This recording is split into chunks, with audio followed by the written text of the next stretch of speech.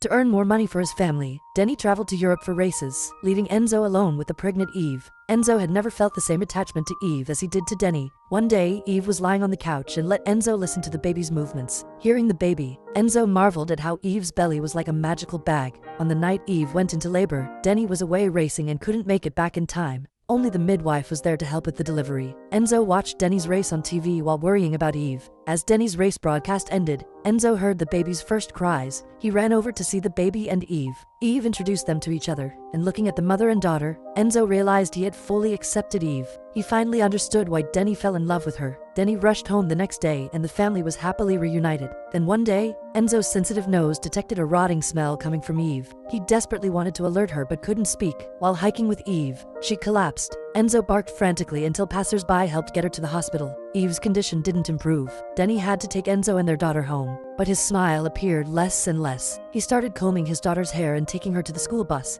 Only when he absolutely had to race did he leave his daughter and Enzo with his in-laws. Eve finally came home, not because she had recovered, but because she didn't want to spend her final days in the hospital. During her last moments with family, Eve felt the love and warmth of home. Despite being ravaged by illness, she maintained a happy smile. The heartbroken Enzo stayed awake every night watching over her. One night, Eve told Enzo she wasn't afraid because she knew this wasn't the end. Enzo approached the bed, letting Eve gently stroke him. The next day, Eve passed away, and the family held a heartbreaking funeral. Before Denny could recover from his grief, his father-in-law informed him they wanted custody of Zoe. Asking Denny to give up his parental rights, Denny angrily insisted that Zoe would only be happy living with him.